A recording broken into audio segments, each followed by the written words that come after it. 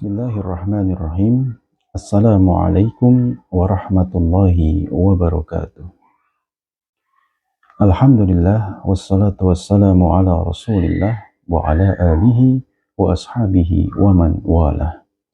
Asyhadu an la ilaha illallah wahdahu la syarika lah wa asyhadu anna Muhammadan abduhu wa rasuluh la nabiyya wa la rasula ba'dah. Allahumma salli wa sallim wa barik ala nabiyyil mustafa Muhammad ibn Abdillah wa ala alihi wa ashabihi wa man wala amma ba'du. Para pemirsa sahabat Al-Khairi TV dimanapun Anda berada, pada kesempatan yang berbahagia ini marilah sama-sama kita terlebih dahulu haturkan rasa terima kasih kita kepada Allah yang telah melimpahkan kepada kita semua nikmat kesehatan, kemudian nikmat kesempatan, dan tentunya nikmat yang paling agung adalah nikmat iman.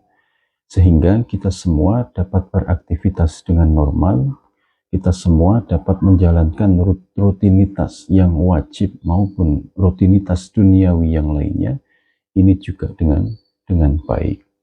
Untuk itu, marilah kita basahi lisan kita ini dengan memperbanyak mengucap Alhamdulillahirabbil alamin, dan juga menggunakan anggota badan kita yang masih sehat, masih kuat, ini juga dalam rangka taqarrub ilallahi azza wa jalla, mendekatkan diri kita kepada Allah subhanahu wa ta'ala. Para pemirsa sahabat Al-Khairi TV dimanapun Anda berada, pada kesempatan yang berbahagia ini insya Allah kita akan membahas tentang keutamaan bulan Muharram. Ada peristiwa apa saja, bagaimana sejarahnya, dan juga sunnah-sunnah apa yang dapat kita kerjakan untuk meraih keberkahan di bulan Muharram. Bulan Muharram adalah bulan pertama pada penanggalan kalender Hijriyah itu, atau bulan pertama pada bulan-bulan Qamariyah. Di bulan Muharram ini banyak sekali keutamaan-keutamaan yang dapat kita raih, yang dapat kita peroleh, akan kita bahas nanti pada keutamaan dan juga sunnah-sunnah yang akan dapat kita peroleh. Di bulan Muharram ini juga menjadi titik awal bagi kita semuanya dalam melangkah selama 1 tahun ke depan. Lantas kapan untuk pertama kalinya penanggalan Hijriyah ini dimulai? Disebutkan di dalam kitab Tarikh Al-Khulafa karya Imam Jalaluddin Asy-Syuyuti, bahwasanya orang yang pertama kali menetapkan atau membuat penanggalan Hijriyah itu adalah Khalifah Umar ibn Khattab radhiyallahu anhu. Dia mengatakan, Inna amirul mu'minin al-khalifah al-thani. Sesungguhnya amirul mu'minin, khalifah yang kedua, yaitu Khalifah Umar ibn Khattab radhiyallahu anhu, huwallazi i'tabara al-hijratan nabawiyyah mabda'un lit-tarikhil islami, adalah yang menetapkan hijrahnya Nabi sebagai permulaan dari penanggalan Islam.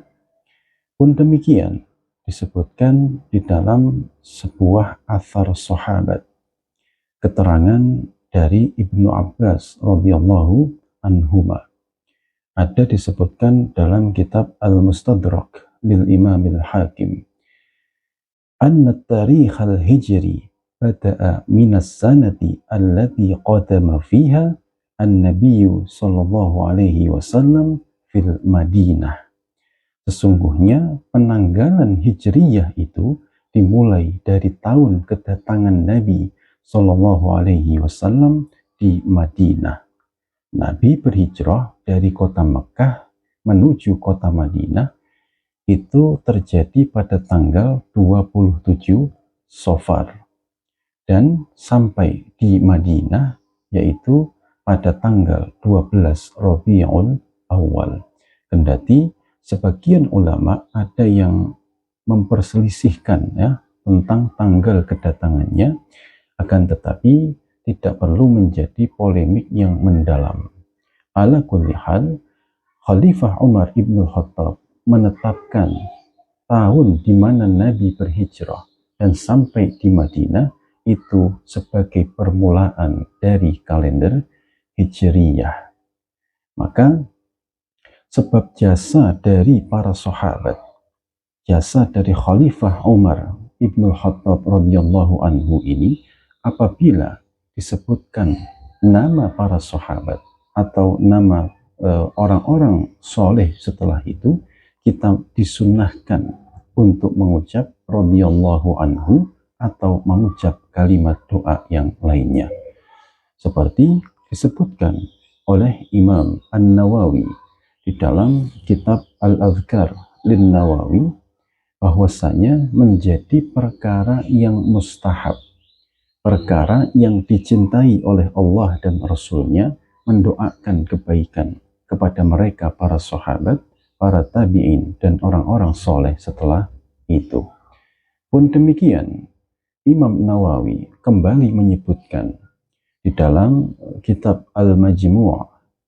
Kitab Al-Majmu' ini kitab syarah atau penjelasan dari kitab induknya, yaitu kitab Al-Muhadzab karya Imam Asy-Syirazi.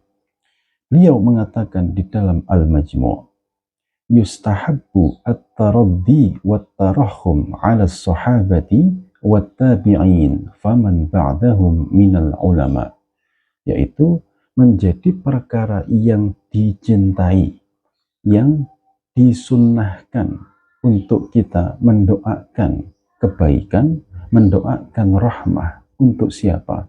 Pertama, para sahabat. Yang kedua, para tabi'in dan para ulama beserta orang-orang soleh yang hidup setelah itu. Sahabat Al-Khairi TV dimanapun Anda berada, saat ini kita telah berada pada permulaan bulan Muharram, salah satu bulan yang dimuliakan oleh Allah, termasuk dimuliakan oleh bangsa Arab terdahulu sebelum Islam datang. Ada 4 bulan, salah satunya adalah bulan Muharram, disebut sebagai Ashhurul Hurum, bulan-bulan yang diharamkan atau bulan-bulan yang mulia. Seperti disebutkan di dalam hadis Nabi Shallallahu Alaihi Wasallam, riwayat Imam Bukhari dan Muslim, hadisnya sahih, muttafaqun alaih. Nabi Shallallahu Alaihi Wasallam bersabda, az-zamanu qad istadara kahayatihi yawma khalaqas samawati wal ardi. Zaman terus berputar seperti hari saat Allah menciptakan langit dan bumi. Kemudian Nabi melanjutkan, as-sanatu ithna asyara syahran minha arba'atun hurum. Di dalam 1 tahun itu terdapat 12 bulan. Di dalamnya terdapat 4 bulan yang diharamkan, 4 bulan yang mulia. Kemudian apa atau bulan apa saja yang disebut dengan bulan haram itu? Maka Nabi melanjutkan, minha arba'atun hurum thalathatun mutawaliyat. Ada 3 bulan yang berkesinambungan, ada 3 bulan yang berurutan.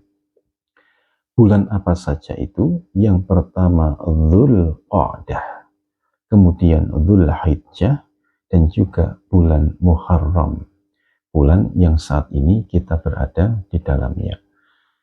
Dan nanti di pertengahan ada 1 bulan yang disebut dengan Rajab Mudhar, bulan Rajab, yaitu alladzi baina Jamada wa Sya'ban, bulan yang letaknya antara bulan Jamadal Akhir dan juga bulan Sya'ban.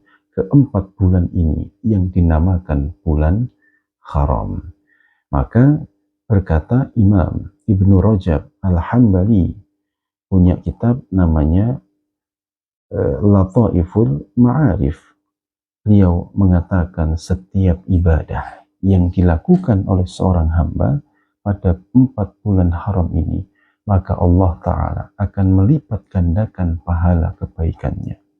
Dan sebaliknya, saat hamba itu bermaksiat, maka Allah Ta'ala akan melipat gandakan balasan dosanya. Menjadi satu hal yang penting untuk kita perhatikan agar bisa menjaga diri dari segala maksiat pada bulan-bulan haram.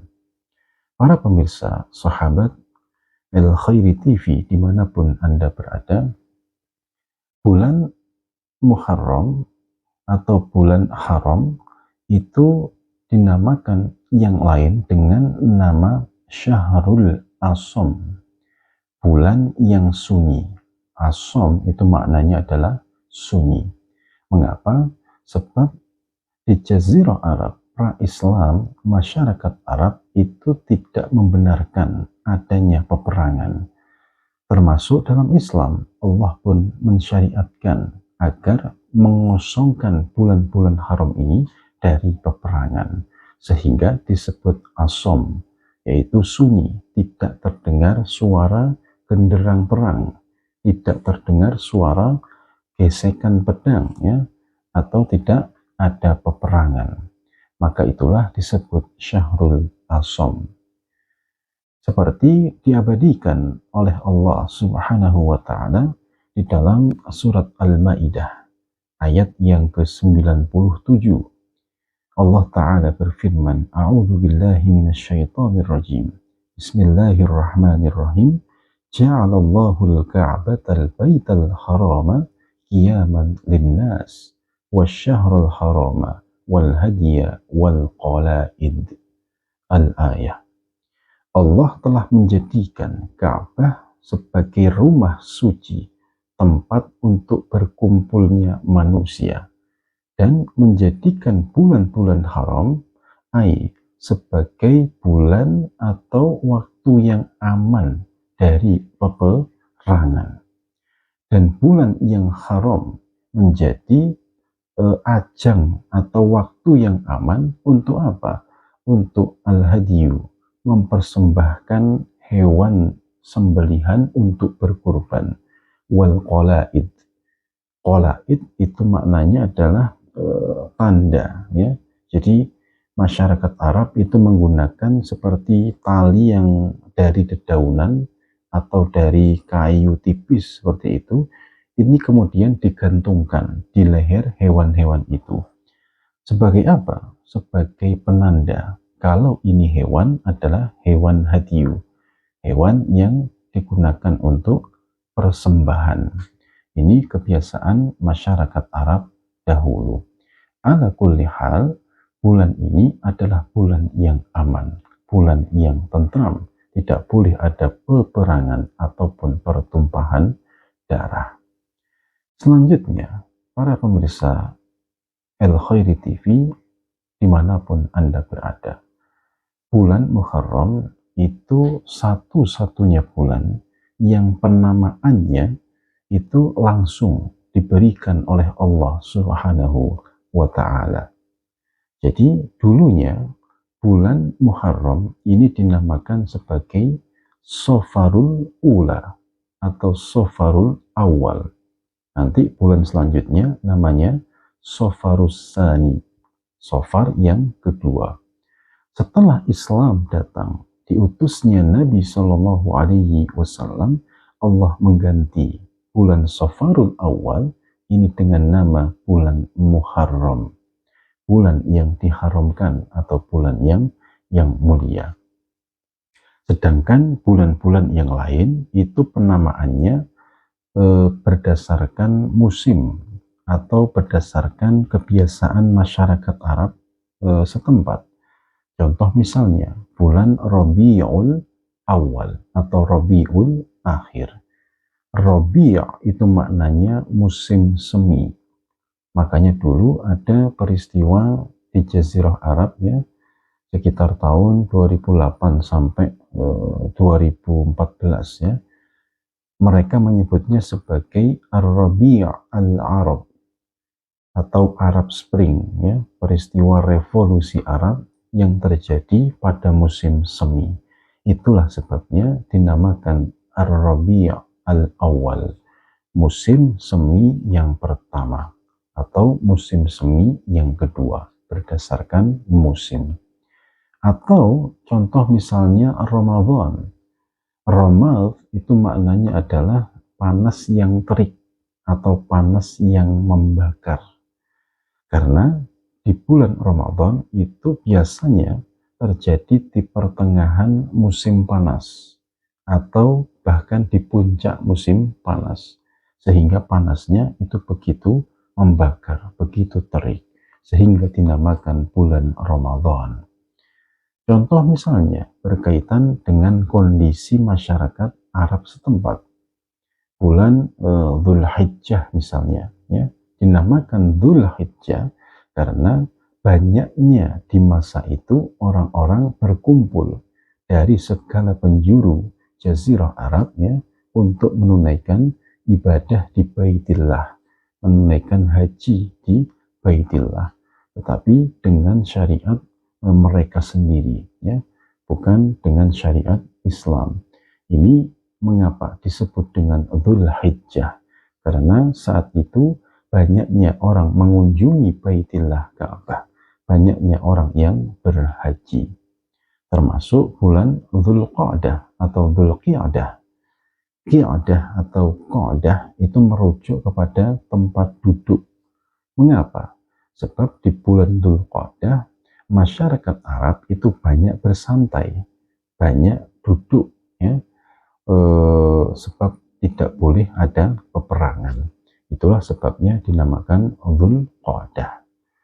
Ini contoh dari nama-nama bulan berdasarkan musim atau kondisi masyarakat Arab.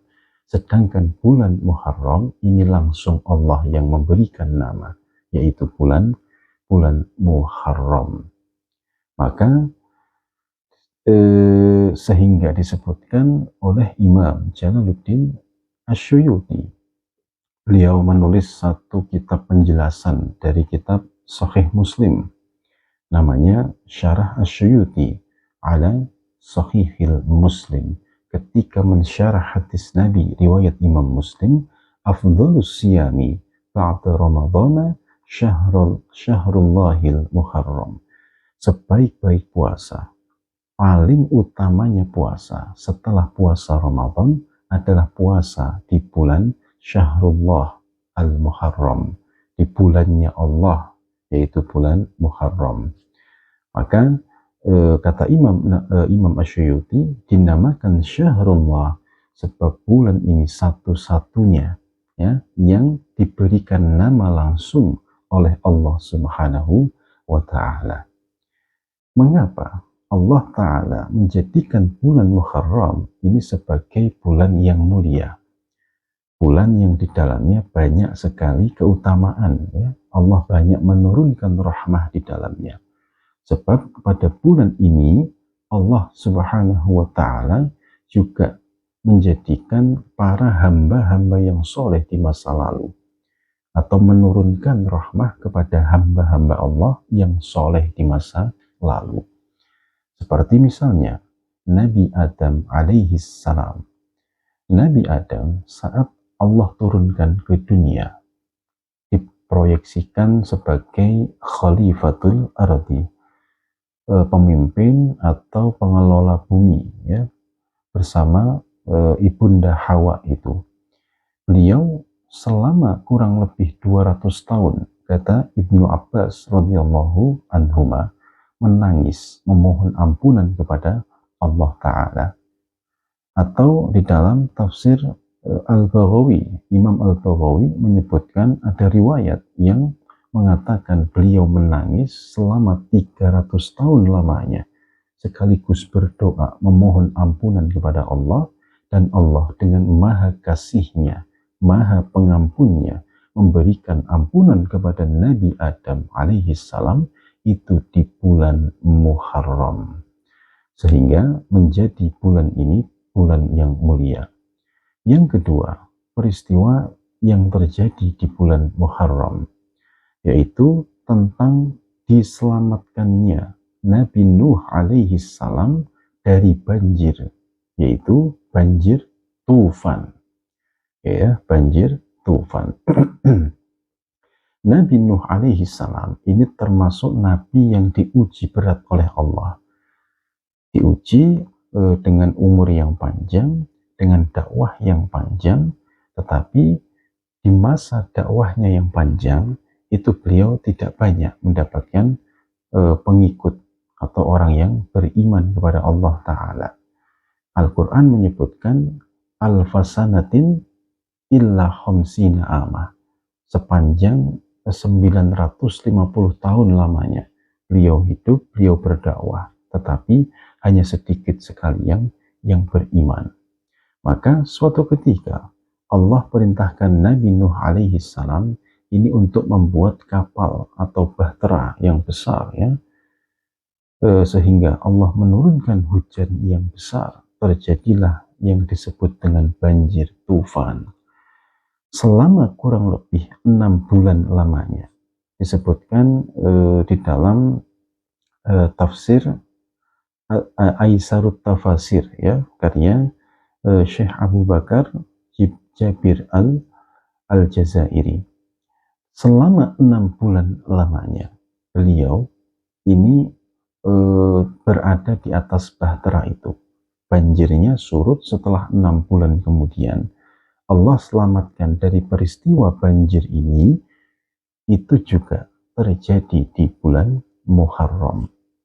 Yang ketiga, yaitu diselamatkannya Nabi Yunus alaihi salam.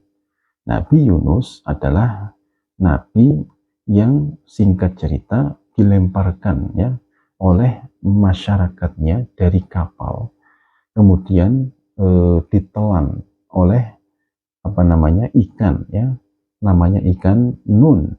Dalam Al-Quran disebut ikan nun, kisah Dhunnun, ya. Selama kurang lebih 3 hari lamanya, 3 malam juga di dalam perut ikan itu, beliau menyadari kesalahannya, meninggalkan umatnya, menyadari akan kekhilafannya. Beliau senantiasa memohon ampunan kepada Allah di dalam perut ikan itu, seraya senantiasa berzikir kepada Allah dengan zikir lil isti'anah, zikir untuk memohon pertolongan dari Allah Subhanahu wa Ta'ala. Zikirnya mayoritas kita insya Allah hafal, yaitu la ilaha illa anta subhanaka inni kuntu minadh dhalimin. Tiada Tuhan selain Engkau, ya Allah, maha suci Engkau, sesungguhnya kami adalah orang-orang yang zalim. Maka setelah 3 hari beliau memohon ampunan Allah dan juga berzikir lil isti'anah, maka Allah selamatkan Nabi Nuh alaihi salam juga terjadi pada bulan Muharram. Yang keempat, yang terakhir, ya, Nabi Musa alaihi salam juga pernah dikejar oleh Fir'aun dan bala tentaranya. Peristiwa ini terjadi di Bahril Ahmar, di Laut Merah. Nabi Musa alaihi salam saat berada di tepi pantai, hendak menyeberang, Allah perintahkan untuk memukulkan tongkatnya itu ke lautan. Maka terbelahlah lautan itu sehingga Nabi Musa dan Bani Israel, ya, ini bisa melewati Bahril Ahmar itu. Qadarullah, saat rombongan Fir'aun dan bala tentaranya ini masuk mengikuti sehingga sampai di tengah-tengah laut, Allah Ta'ala perintahkan kepada Nabi Musa untuk mengangkat kembali tongkatnya sehingga lautan bersatu kembali. Ala kulli hal, Nabi Musa alaihi salam diselamatkan oleh Allah dari peristiwa itu juga bertepatan dengan bulan Muharram. Maka sangat banyak sekali, ya, peristiwa yang terjadi di bulan Muharram ini yang menunjukkan kasih sayang Allah, menunjukkan Allah itu maha rahmah, Allah itu Maha Ghafur, Maha Pengampun. Oleh sebab itu, karena banyaknya maghfirah dan juga banyaknya rahmah yang turun pada bulan Muharram ini, mari sama-sama kita mencari sunnah atau berusaha meraih sunnah-sunnah yang bisa kita raih di bulan Muharram ini. Yang pertama yaitu dengan memperbanyak beristighfar, memperbanyak memohon ampunan kepada Allah Subhanahu wa Ta'ala, seperti para nabi, para rasul terdahulu, sunnah para anbiya wa awliya'us salihin, memperbanyak istighfar. Nabi kita sendiri Muhammad Sallallahu Alaihi Wasallam itu juga orang yang banyak istighfarnya setiap harinya, seperti disebutkan dalam riwayat Imam Ahmad, sanadnya sahih, saat beliau bertanya kepada sahabat Hudzaifah bin Yaman, bertanya untuk tujuan menasihati, aina anta minal istighfar ya Hudzaifah, mana istighfarmu hai Hudzaifah? La astaghfirullah mi'ata marratin kulla yaum. Aku ini, kata Nabi, beristighfar, memohon ampun kepada Allah 100 kali dalam satu hari. Wa atubu ilaih, dan aku bertaubat kepada Allah. Bagaimana dengan kita?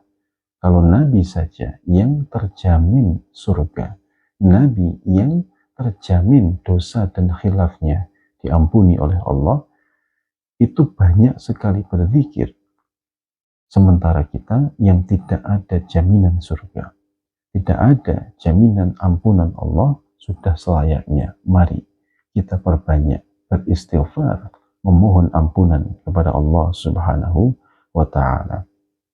Yang kedua, para pemirsa sahabat Al-Khairi TV dimanapun Anda berada, sunnah yang dapat kita laksanakan, kita kejar, yaitu bersedekah, memberikan sedekah kita itu kepada sanak kerabat kita atau kepada keluarga kita. Ini khusus di bulan Muharram. Kita berikan hadiah atau sedekah kepada anak atau istri, ya, atau kerabat yang membutuhkan. Ini lebih afdol dilakukan pada bulan Muharram ini. Nabi Shallallahu Alaihi Wasallam bersabda di dalam riwayat Imam Al-Baihaqi, hadisnya juga sahih, isnadihi sahih, yaitu man wassa'a ala iyalihi yawma asyura wassa'allahu alaihi as-sanah kullaha, bahwa Nabi bersabda, siapa yang meluaskan rezeki keluarganya, memberikan santunan, memberikan hadiah kepada keluarganya, maka Allah berjanji, wassa'allah alaihi, Allah akan meluaskan rezekinya selama 1 tahun penuh. Maka nanti pada tanggal 10 Muharram kita berikan hadiah atau sedekah itu kepada keluarga kita. Wabil khusus kalau mereka membutuhkan, ya, itu lebih berhak.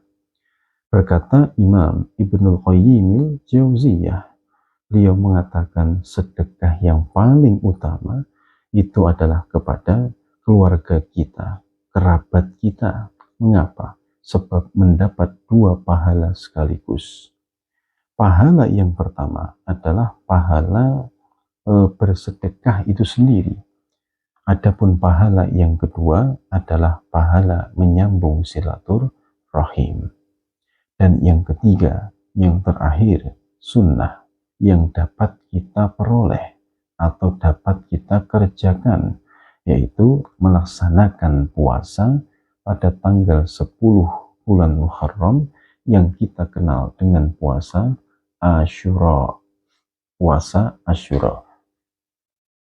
Seperti disebutkan di dalam satu riwayat yang sahih, keutamaan dan juga pahala balasan bagi orang yang mengerjakan puasa Asyura ini, yaitu wasu'ila an sawmi yaumi Asyura faqala yukaffiru sanah al-madiyah. Orang yang mengerjakan puasa sunnah Asyura, maka dia akan mendapatkan apa? Mendapatkan balasan berupa dosanya itu akan dihapuskan selama 1 tahun yang telah berlalu.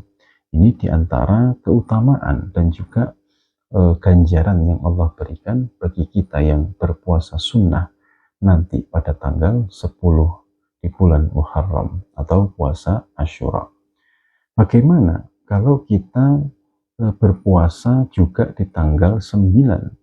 Maka saat Nabi mengucapkan di tanggal 10 atau puasa Asyura, ada sahabat yang memberikan komentar sekaligus bertanya kepada Nabi Shallallahu Alaihi Wasallam, ya Rasulullah, innahu yawma tu'adzimuhul yahud wan nasara.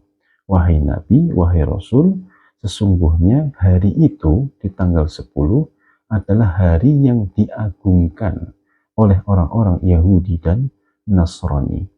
Orang Yahudi memperingati keselamatannya Nabi Musa alaihi salam dari kejaran Fir'aun, sedangkan orang Nasrani ini merayakan keselamatan dari Nabi Isa alaihi salam dari kejaran tentara atau pasukan Romawi dulu. Maka mendengar nasihat dan juga fakta yang demikian itu, kemudian Nabi bersabda, فَإِذَا كَانَ الْعَامُ الْمُقْبِلِ insyaallah sumna al-yawm at-tasi. Kalau tiba tahun depan, kata Nabi, insya Allah, maka kita akan berpuasa di hari yang ke-9 atau yang kita kenal dengan puasa Tasu'a, puasa di hari ke-9 Muharram. Akan tetapi Nabi sendiri itu tidak pernah melakukan puasa Tasu'a, puasa di hari ke-9 Muharram. Sebab apa? Sebab sebelum jumpa dengan bulan Muharram di tahun berikutnya, beliau sudah dipanggil oleh Allah Ta'ala. Beliau telah terlebih dahulu diwafatkan oleh Allah Ta'ala. Akan tetapi para ulama sepakat bahwasanya tetap menjadi sunnah untuk kita kerjakan puasa di tanggal 9. Nama hadisnya yaitu tergolong hadis yang hammi. Hadis hammi itu artinya ucapan Nabi atau rencana dari Nabi yang belum kesampaian sebab Nabi sudah wafat. Ini namanya hadis hammi, dan ulama sepakat tetap kita boleh untuk berpuasa pada tanggal yang ke-9. Mengapa Nabi kok menganjurkan berpuasa di tanggal 9? Tidaklah lain, tujuannya adalah supaya untuk menyelisihi orang-orang Yahudi Nasrani, supaya berbeda dengan mereka. Bagaimana kalau kita berpuasa juga di tanggal yang ke-11? Maka yang ini pun juga termasuk boleh, termasuk yang masyru', disyariatkan oleh Nabi dan para sahabatnya dulu. Seperti keterangan di dalam riwayat Imam Ahmad, Nabi Shallallahu Alaihi Wasallam bersabda, sumu yauma Asyura, berpuasalah kalian pada hari Asyura, wa khalifu fihil yahud, kalian selisihi, kalian bedakan atau kalian selisihi gitulah ya orang-orang Yahudi itu. Sumu qablahu yauman au ba'dahu yauman, berpuasalah kalian 1 hari sebelum Asyura atau 1 hari setelah Asyura. Kalau tidak bisa di tanggal yang ke-9 ya, maka kita boleh berpuasa di tanggal 10 dan juga di tanggal 11. Para ulama kontemporer itu bahkan ya menyebutkan boleh kita berpuasa 3-3-nya sekaligus. yaitu tanggal 9, tanggal 10, dan juga di tanggal 11. Ini boleh, masyru', dibenarkan oleh Allah dan Rasulnya. Para pemirsa, sahabat Al-Khairi TV, dimanapun Anda berada, demikian yang dapat kami sampaikan. Semoga memberikan manfaat untuk kita semua. Semoga Allah menjaga kesehatan kita.